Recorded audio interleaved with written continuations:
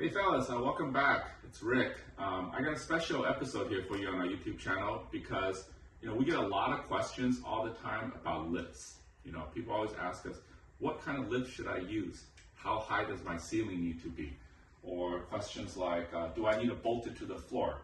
So we're doing some upgrades here at the house, so I thought this is a great time to show you the video. You can see we have a 4-post lift in the back already. But when you're doing a home garage, it's a little bit different than in a warehouse or shop space. Because in those kind of spaces, you have no limit in terms of width, height, you have a lot more flexibility. But in a home garage, it's not so simple because you have to be able to fit between the garage poles. Height is always an issue at home usually. And then you have different heights for cars. So people ask us, what kind of cars can I fit in there? So I'm going to show you all the bits and pieces of what it takes to put a 4-post lift in a home garage. There are other types of lifts out there, but we're just going to talk about the 4-post because those are the most common and easiest to use. And the 4-post is probably the best for storage, which is what most people use it at home for. If you're doing service, the 2-post might be better, but those are a totally different animal, so we won't talk about those today. So let's follow along and let's take a look and see what we need to do to measure out your home garage. All right, thanks. All right, step 1. You say, I want to get a 4-post in the garage. What do I need to do? The first step you need to do is figure out your ceiling height. That is the most important thing because if you don't have the ceiling height, it doesn't matter what you pick, okay? So our garage is kind of unique, so we're going to take a look at it here. The front of the garage, as you can see, it has a section right here which is really close to the roof on the CTR. But in the back here, it slopes up, and it gets up to about 18 feet in the back here. So we're not worried about clearance over here. What we're worried about is clearance at the lowest point, which is going to be right there.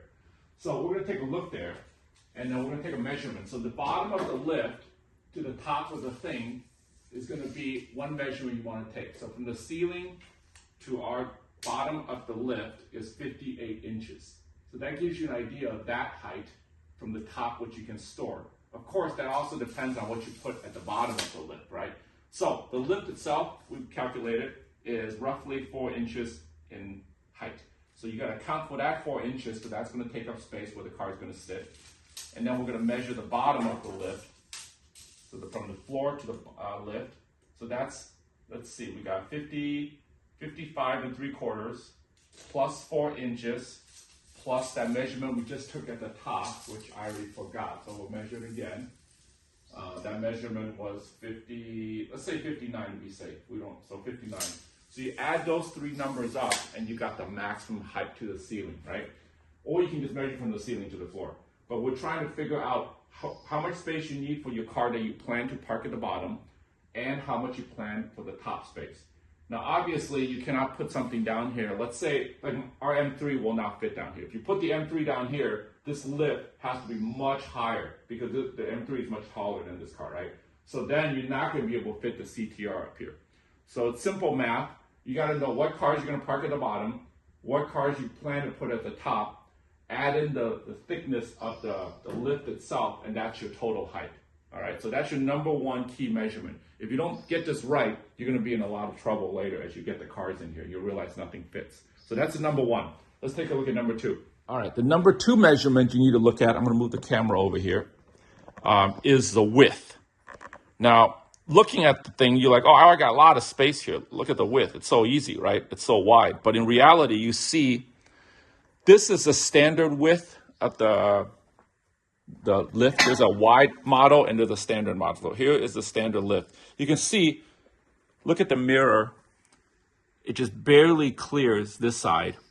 And if we move to the other side, it actually doesn't clear. You see how we had to fold the mirror in? Even with the mirror folded, okay, it's super tight. So if we come out here with our ruler again, if this mirror, you look at it straight over and we walk straight back. I know it's not scientific, but you can see that it doesn't clear if you keep the mirrors out. So basically, this dimension right here, get a ruler, this dimension right there is about 7 inches. So that's 7 inches. Okay, after you check the width and the height of the ceiling and you got all those measurements, the next step number 3, would be to look at your garage opener.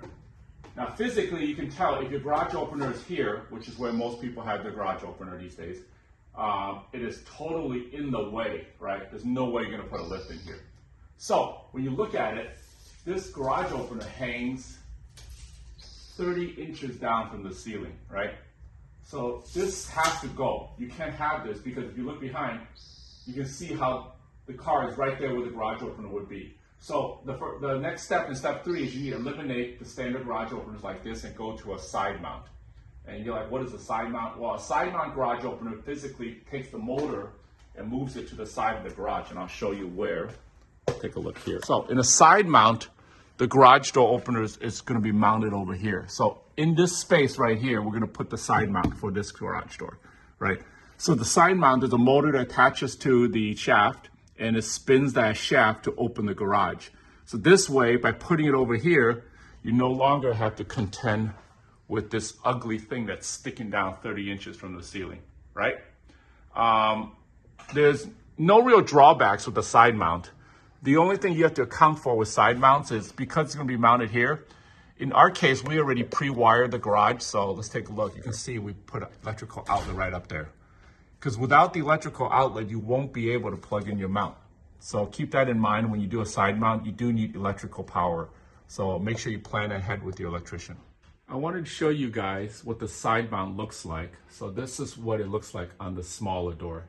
The model we're using is a LiftMaster 8500W, which has battery backup, wireless control. They call it MyQ Wi-Fi, which you can see on the box. We'll get a look at the bottom. That's the model number 8500. It still has the emergency latch release. You can pull this cord in emergency if the battery backup is bad, and you can still open the garage door.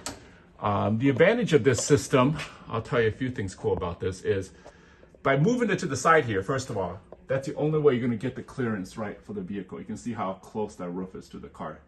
If your garage opener is hanging off the ceiling, that is not going to work. So you need the side mount. It attaches directly to the drive shaft, so that cranks open this way and opens the door. You have battery backup. It's plugged into AC power. The other big advantage of this particular unit is it uses an electronic deadbolt for double security. So when the door is down, it's connected to this little device here. So this device has a metal bolt that connects through it. You see how it's through the door? So I can manually unlatch it or lock it. This thing auto locks when the door closes. So it's extra security that you can't really open the door. So that's one of the other big advantages of this one. So you get the auto deadbolt system. You got the garage door opener mounted up here high and out of the way. All right, so we just talked about step 3. Now we're going to look at step 4. If you look here, you can see how the rails are radically different. You're like, why is this rail hanging so low from the ceiling? I mean, we are losing massive amount of space. So if you look at it, my biggest gripe with this garage is you see how this thing hangs so low? So it's quite an eyesore because it's in the way. And then when you look at it, I'll show you the measurement here. This thing hangs almost 25 inches from the roof. So you're losing all this space above the garage, if you can see up there. And I mean, we are not planning to put another lift on this side of the garage, but we are doing it for different purposes because you see how low this garage is if you just look at it from this overhang. So what happens is a lot of vehicles, when you open the trunk, it's going to slam right into the garage door, which my kids have done, unfortunately, more than once. So we're doing it for the reason of more headspace. But if you are going to do a lift, you have to retract the doors to what they call high lift. So we're going to scan over here and look at this one. You see how these, the rails, they go up the side? However, you see where the old one used to be mounted. We haven't painted it yet. You can tell that's where it used to be mounted right here in the white. But we moved it up to the top. Now the tracks are all the way at the ceiling. Now physically, you can't go much higher than this. You're like, well, you still got a couple inches of room up there. Because, why? Because when the door goes up, it needs to clear that little section. If you put this rail too high to the ceiling, it's not going to work because you're going to have no space for the door. So right now, this one, the track is hanging, let's see, where we at? It's hanging 5.5 inches from the ceiling. So by doing so, you can actually install the door. Okay, let's talk a little bit about the operation of a four-post lift, just so you guys understand how these lifts work. I'm not an expert on these lifts, but I've used them enough times to know the basics. So I'm just going to try to explain a little bit of it to you guys, okay? So this particular lift is made by a company called shopequipmentlift.com. That's where we get our lifts from. This one uses the manual safety release, and you're like, what is that, right? So the manual safety release is this little knob up here, and what it does is when you pull the lever, it retracts the safety, which otherwise you see these little metal things down here. So as the lift goes up, it clicks into each one of these spots.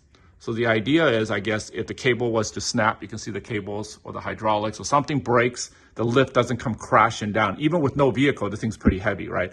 So this thing would stop at this particular spot and not come all the way down. On some brands, the lifts are, the safety brakes, the safety release is operated by air. You need an air compressor. Benpack, you need an air compressor. So I hate having air compressors at home to turn it on every time I got to move this lift. So I really like this particular brand. This one, you can see it's manual. So I'm not going to pull it right now because that would be bad. But let's say I'm pulling this lift. There's no car up here, and I'm bringing this lift back down.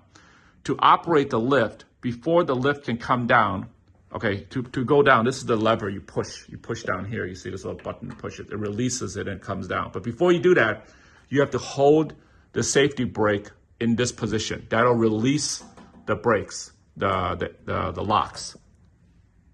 Once it releases the lock, then I can press this thing and it'll come down automatically, slowly. But obviously you don't want a vehicle down here, that'd be bad, right?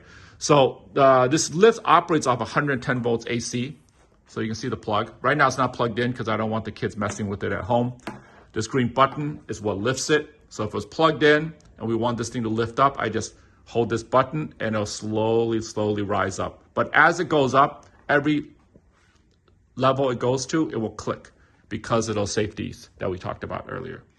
I'll see if I can demo this for you later, but I'm not going to move these cars just to demo this lift. So just get the idea. This is to go up. You can see the up button right there, the green button. To go down, you pull the safety lever to release the locks, and then I press down on this thing and the lift will come down. Okay, so the reason I'm talking about these clips, you see the distance between each one? You got roughly what, about 3 inches between each click. So when the vehicle is locked in storage, which it is right now, you can see it's locked in storage in this position, right? It is not sitting on the cable. It is sitting on one of these little metal things, these locks. So you can see right now, if I go down here, look at the cable. It's super loose, right? The reason the cables are loose is because there's no pressure on the cables. You never want to store the vehicle on a position between the two locks, okay? Because you're putting all the pressure on the cable itself, all right? So right now, the reason the cables have no pressure is because it's not on the cable. It's sitting on one of the positions of the locks. Now, the reason I'm talking about this distance between the lock is about 3 inches.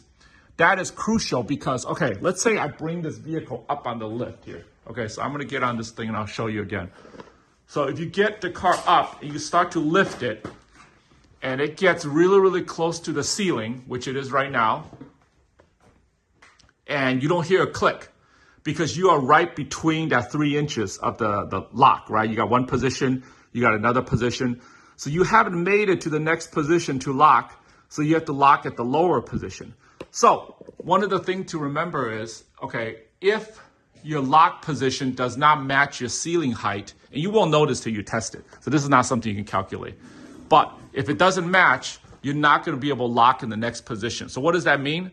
It means that right now, you see I have this orange tape here and the orange tape here. It's locked in this position, so it's right here. If, let's say, I wanted to reach the next lock position, okay, it needs to go one more click up, right? So here, it's got to go another 3 inches up and a little bit over to clear it, and then you release it and it sits on this particular lock. So if you're not in that position or you don't have enough space to go up, then you can't go to the next position. Does that make sense? So you got to kind of make sure that you have enough position to go past the point that you want to be, and then let the lift sit on this particular position, which is what it's doing right now. I can't show you, you can't really see it, but there you can kind of see it's almost clipped in on that position right there, right? So if the top vehicle was smaller, which usually we'll put the S2000 or something else on top, then you see how much more room we have. Almost 3-4 inches before this orange tape lines up with this piece of tape. The reason it's so low is because one, the Civic Type R is kind of tall and the vehicle is not lowered. So that is why the orange tape doesn't match. Because usually we don't put this car up here. Usually the S2000 goes up here, then the lift can go much higher. If the lift can go higher, then that means we can fit a taller vehicle at the bottom. But right now we're limited. You can see there's a little bit of height here, but we're limited because of the vehicle on top is too tall. Okay, enough about the lift operation. Let's get started on the new project. So we're going to unbox the 8500W. This is a brand new kit, so you can see all the parts that come with it. We got the locking sensor, we got the battery backup, we got all the cables, the remote control, pretty much everything we need. This thing is not easy to install, so I would suggest you guys get a professional. Right there is a light. That's the light that comes on when the garage opens and closes. You can mount this anywhere you want. We'll show you where we're going to put it in our garage. These pieces all, there's an instruction manual for it, but for us, definitely having a professional do it if you've never done this before, because the garage door alone weighs like 250 pounds, so you don't want to mess this up. The main unit is where the drive control is going to be. You can see the battery plugs in there. We got the learning remote button and a couple other things on the unit itself. This is the same one we put on the small garage door. So you're looking at the exact same thing. There's a battery backup that's going to go in there. This allows the garage door to open without any problems.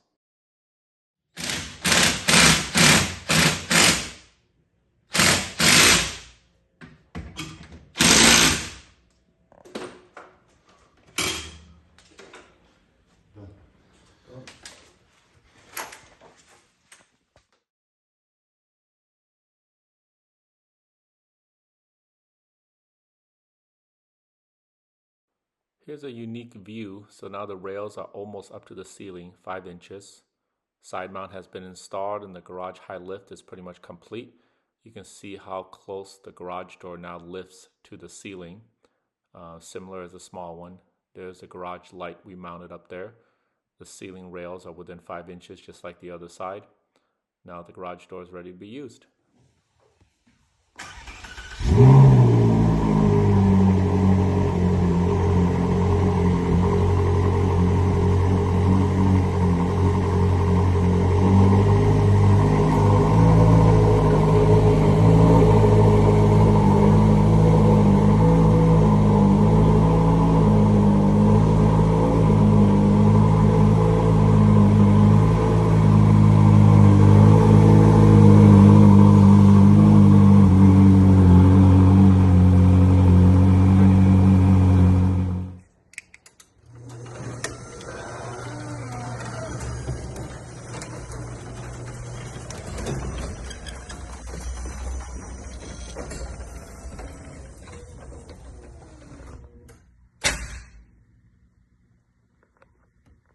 All right, guys, we're back to show you what the finished product looks like. So earlier, I kind of explained the 4 steps we needed to look at to measure your garage, determine if you can fit the lift in the garage, right? So finally, we took what we learned and we applied it over here on this side. Although we're not putting a lift in this section of the garage, we did want the open, airy space. So if you notice, the first thing, there's no more garage door opener hanging. It used to hang right here. You can see the screws. So I used to be able to touch it with my head, right? It was hanging about 24 inches down. But now there's no more garage opener because the garage opener is now a side mount unit. So we're using this LiftMaster 8500W, which is sitting on the side. This controls the garage door now, so there's nothing here in the middle anymore. The other big thing we did was remove the rails within 5 inches of the ceiling. This is called the high lift system. So by doing this, now I can actually open my cabinet doors and it doesn't hit. It used to come down to here and it would hit the garage door. I couldn't even open it. So you can see overall, the opening of the garage is way more open. The advantage of doing something like this, even if you're not putting a lift in, some people may want to do an overhead storage. You can gain access to the upper part of the garage and not worry about hitting your head on the garage door opener. So this is what it looks like from the finished product. Wide open, and this is now complete. So now we can get the cars back in here. But the big difference is, if you do want to do a lift, you must eliminate the garage door opener, right? So I hope this video has helped you guys a little bit. I know a lot of you guys ask questions about what kind of lift can I fit in my house. So hopefully this video helped. If you like it, please subscribe and look for our next video soon. Thanks for watching. Bye-bye.